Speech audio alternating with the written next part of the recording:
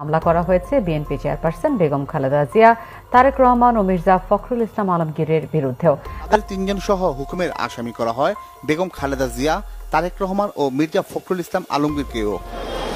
মামলার এজাহারে বলা হয়েছে, সম্প্রতি বিএনপির মহাসচিব মির্জা ফখরুল ইসলাম আলমগীর ও দলের স্থায়ী কমিটির সদস্য মির্জা আব্বাসকে রাতে বাসা থেকে তুলে নিয়ে গেছেন আইনশৃঙ্খলা বাহিনীর সদস্যরা। এমন অভিযোগ করেছেন তাদের পরিবারের সদস্যরা।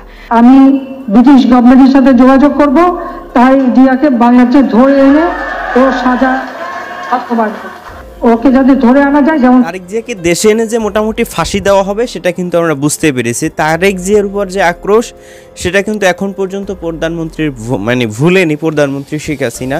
তাই তো ব্রিটিশ সরকারের কাছে কি আবেদন করেছেন এবং তারেক জিয়াকে দেশে এনে কি করবেন প্রধানমন্ত্রী সেটা কিন্তু কিঞ্চিত অংশ থেকে শুনতে পাচ্ছেন। বিস্তারিত শুনলে অনেকটাই অবাক হবেন। তারেক জিয়ার আসলে কতদিন পরে ফাঁসি হবে, কবে দেশে আসবেন এবং ব্রিটিশ সরকারের কাছে কি কি আবেদন করেছেন। অন্যদিকে বিএনপির সমাবেশকে কেন্দ্র করে মির্জা ফখরুল ইসলাম আলমগীর এবং মির্জা আব্বাসকে গ্রেফতার করেছে গতকাল রাতে পুলিশ প্রশাসন। যদিও এখন পর্যন্ত ঢালাওভাবে ওভাবে প্রচার হয়নি, কিন্তু কিভাবে গ্রেফতার হয়েছেন, কেন গ্রেফতার করা হয়েছে এটা স্পষ্ট করেছেন তাদের সহধর্মিনী। চলুন তাদের মুখ থেকে কেন তাদেরকে গ্রেফতার করা হচ্ছে এবং গ্রেফতার করে তাদেরকে কি করবে, তাদেরকেও কি ফাঁসি দিয়ে দেবে, এর বিস্তারিত চলুন আমরা একটু শুনে আসি। এরপর অবশ্যই কিন্তু প্রধানমন্ত্রী শেখ হাসিনার কথা আমরা শুনবো। মহাসচিব মির্জা ফখরুল ইসলাম আলমগীর ও দলের স্থায়ী কমিটির সদস্য মির্জা আব্বাসকে রাতে বাসা থেকে তুলে নিয়ে গেছেন আইনশৃঙ্খলা বাহিনীর সদস্যরা।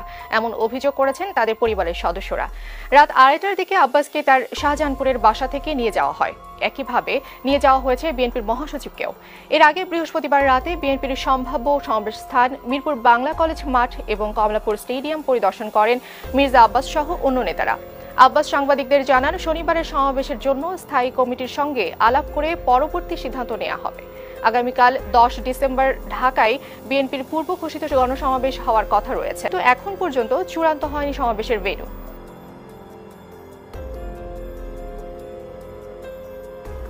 চারজন উপরে আসছিল আর নিচে ছিল, চারজন নিচে উপরে আসছিল, তাদেরকে বসানো হয়েছে। তখন তারা বলছে যে তারা বাড়ি নিয়ে যাবে। তখন ওরা টুকটাক নিয়ে বাসার মধ্যে ঢুকে গেছে প্রায় 15-20 জনের মতো, আর বাইরে ওরা অনেক ছিল। তো স্যার আপনাকে আমাদের সাথে যেতে হবে। আপনাকে নিয়ে যাচ্ছে কোথায়? হ্যাঁ না না, চলে যাবে না।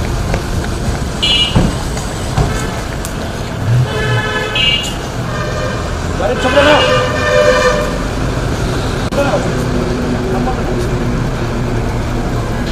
পিছনে কেন ক্যামেরার সামনে থাকে না, ব্যাক সাইডে ধরে রূপটা কত সুন্দর পাওয়া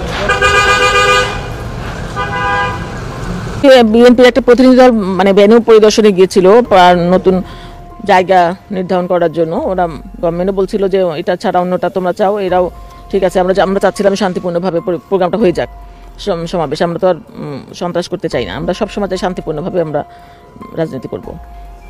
তো ওরা প্রতিনিধি দল গেল, গিয়ে দেখে পারমিশনের জন্য এসে বাসায় আসলো। আব্বাসকে নিয়ে কথা বলে মাঠ পরিদর্শনে গেল, কমলাপুর, মিরপুর, ও একটা জায়গায় দেখতে গেল আর কি। এসে ওরা 3টা পর্যন্ত এখানে 3:15টায় বেরো হলো। বেরোর সাথে 3:20 ওরা ঢুকে গেছে। ঢুকে বাসার মধ্যে ঢুকে গেছে প্রায় 15-20 জনের মতো, আর বাইরে ওরা অনেক ছিল। তো স্যার আপনাকে আমাদের সাথে যেতে হবে, আমরা কথাবার্তা বলবো, তারপর আমরা দিয়ে যাব। আমাকে বললো, ম্যাডাম টেনশন করবেন না, আমরা নিয়ে যাচ্ছি, আবার দিয়ে যাবো।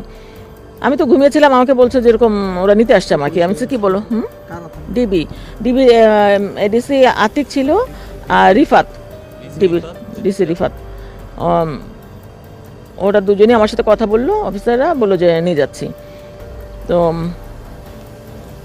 এখন এটা বলে নিয়ে গেলো। সাংবাদিকরা তখন কেউ ছিল না, কিন্তু কেন নিবে এই পর্যায়ে আসবে, গভর্নমেন্ট বলছে যে আমরা শান্তিপূর্ণ সব পরিবেশ চাই, তাহলে কেন গ্রেপ্তার করা, ভয় পাচ্ছে কেন কিছু বুঝলাম না। তো একটা করে কেন এরকম ছেলেপেলেগুলোকে মেরে ফেলছে, গ্রেপ্তার করছে, এখন স্ট্যান্ডিং কমিটির মেম্বারদের উপরেও হাত দিচ্ছে, এটা তো ঠিক না।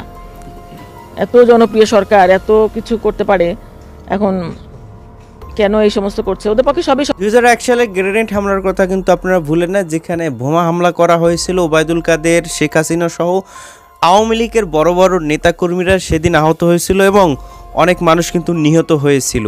তো সেই বোমার একই কাহিনী কিন্তু বিএনপির অফিসে পাওয়া গেছে গতকালকে, যার ফলে মানে একটা অন্যতম কারণ ফখরুল ইসলাম আলমগীর তিনি দলের দায়িত্বে রয়েছেন, সেই হিসাবে তাকে গ্রেফতার করেছে এবং মির্জা আব্বাসকে গ্রেফতার করা হয়েছে। আর মানে এই ঘটনাকে কেন্দ্র করে কি হতে যাচ্ছে সেটা কিন্তু আপনারা পরবর্তী লাইভগুলো আমাদের চ্যানেল থেকে দেখতে পারেন, তাই সাবস্ক্রাইব করে রাখুন। চলুন এবার প্রধানমন্ত্রী শেখ হাসিনা তিনি তারেক জিয়াকে নিয়ে কি বলেছেন সেটা একটু শুনে আসি। আমি ব্রিটিশ গভর্নমেন্টের সাথে যোগাযোগ করব, তাই জিয়াকে বাংলাদেশে ধরে এনে ওর সাজা বাস্তবায়ন করব। ওকে যাতে ধরে আনা যায়, যেমন খুনিগুলি আনার জন্য আমেরিকা তারা খুনি পালতেছে একটা, আমাদের কানাডা পালে একটা, পাকিস্তানে আছে 2টা। সবার কাছে বলবো যে ওই খুনিদের ফেরত পাঠাতে হবে, আর ব্রিটিশ গভর্নমেন্টকে বলবো তারেক জিয়াকে ফেরত পাঠাতে হবে, কারণ সে সাজাপ্রাপ্ত আসামি। আসামিকে তারা রাখে কিভাবে? তারা মানবতার কথা বলে, দুর্নীতির বিরুদ্ধে কথা বলে, আর সেই খুনিকে অস্ত্র পাচারকারী তাকে তাদের দেশে আশ্রয় দেয়। কাজেও তাকেও হ্যান্ডওভার করতে হবে বাংলাদেশের কাছে, এবং এই দেশে নিয়ে এসে ওর সাজা আমি বাস্তবায়ন করবো। নিয়ে বন্ধ করে দেবে, আমি সেটাকে চালু করে আবার কমিটমেন্ট করি, কারণ এটা মানুষের সেবা করে। আমার সাধারণ মানুষ চলে, নতুন নতুন 1000 বাস কিনেছি, সেখান থেকে 700-800 বাস ওরা পুড়িয়ে দিয়েছে। এবার যেন আর কোনো পোড়াতে না পারে, একদম পরিষ্কার কথা।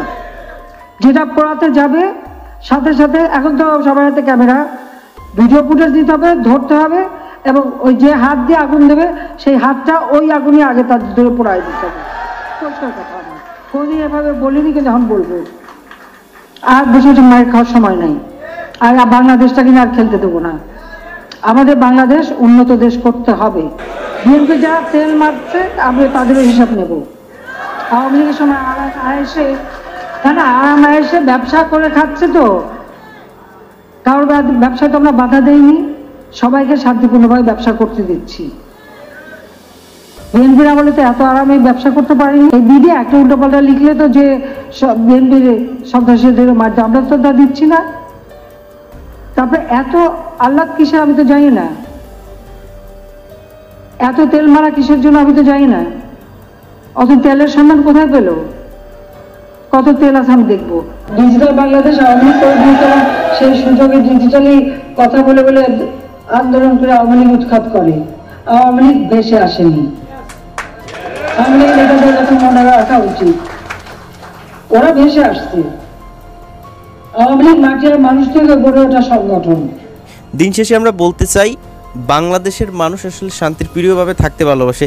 দেশের সম্পদ চুরি করা বা দেশকে নিয়ে রাজনীতি খেলা, দেশের সম্পদকে অন্য দেশের কাছে পাচার করে দেওয়া, এটা কোনোভাবেই মেনে নেবে না। সত্যিকার অর্থে যদি কারো উপর সুনির্দিষ্ট প্রমাণ পাওয়া যায় অবশ্যই বিচারের আওতায় আনা হোক, তবে কারো উপর আবার মিথ্যা অভিযোগ দিয়ে বিচার করা হবে এটাও কিন্তু সাধারণ মানুষ মানবে না, বা সংবিধান বিরোধী।